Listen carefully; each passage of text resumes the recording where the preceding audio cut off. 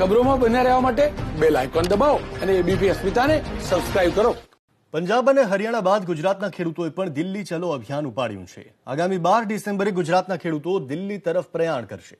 રાજ્યના કુલ 23 જેટલા સંગઠનોએ ગુજરાત ખેડૂત સંઘર્ષ સમિતિ બનાવી આ ખેડૂતો 8 ડિસેમ્બરે આપેલા ભારત બંધના એલાનમાં જોડાશે। જિલ્લા અને તાલુકા કક્ષાએ વિરોધ પ્રદર્શન કરશે અને 12 ડિસેમ્બરે દિલ્હી તરફ જશે। આ માટે આવતીકાલે દક્ષિણ ગુજરાત ખેડૂત સમાજ રણનીતિ ઘડશે। શું કાર્યક્રમ છે અને કઈ રીતે અલગ અલગ કાર્યક્રમો રાખાયા? ગઈકાલે અમે લગભગ ગુજરાતના 23 સંગઠનોએ જે એક ગુજરાત ખેડૂત સંઘર્ષ સમિતિ બનાવી છે એ પૈકીના 17 સંગઠનો અમદાવાદ ભેગા થઈને અમે આવનારા દિવસોમાં ના કાર્યક્રમો નક્કી કર્યા છે। ખાસ કરીને પહેલી વાત એ છે કે આ જે આંદોલન ચાલે છે, આ જે કાયદાઓ રદ કરવા માટેના જે ખેડૂતોની માંગ છે એને અમે સમર્થન આપીએ છીએ અને કાયદા રદ કરવા માટેની રજૂઆત કરીએ છીએ।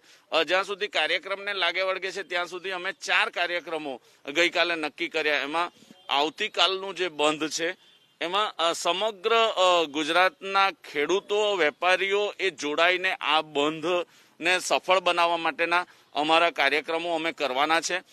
ખાસ કરીને એકલા વેપારી કે ખેડૂતોને નુકસાન નથી જવાનું, ગ્રાહક વર્ગને પણ આ કાયદાઓ થકી ખૂબ મોટું નુકસાન જવાનું છે। કારણ કે જે જીવન ઉપયોગી, જીવન જરૂરિયાતની ચીજ વસ્તુઓ છે એના ભાવો પણ આવનારા દિવસમાં ખૂબ વધી જવાના છે। ત્યારે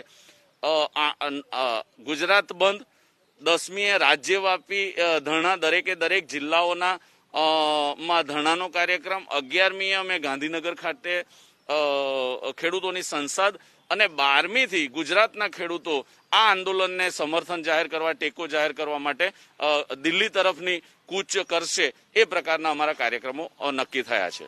બિલકુલ, આપ જણાવો, ખેડૂતોને આ જે કાયદાઓ છે એનાથી શું નુકસાન થઈ રહ્યું છે?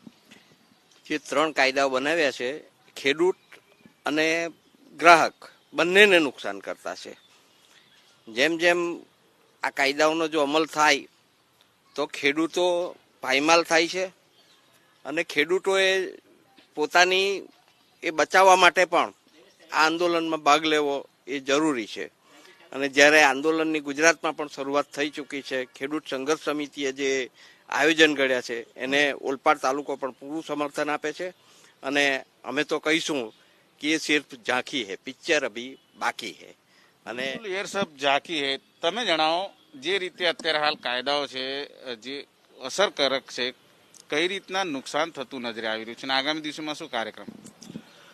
અત્યારે જો વાત કરીએ તો અત્યારે આખા દેશની અંદર ખેડૂતો રોડ રસ્તા પર ઉતરી આવ્યા છે અને ગઈકાલે જે આ સંઘર્ષ સમિતિ જે બનાવવામાં આવી અમદાવાદ ખાતે બધા જ ગુજરાતના સંગઠનોના આગેવાનો ભેગા હતા અને આગળની રણનીતિ નક્કી કરવામાં આવી છે।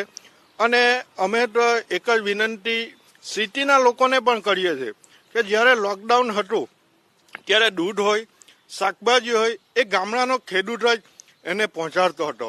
તો આ 8 તારીખે ભારત બંધના એલાનમાં જો ખેડૂતોને આ સિટીના વિસ્તારના લોકો પણ સાથ સહકાર આપે એવી અમે આશા રાખીએ છીએ।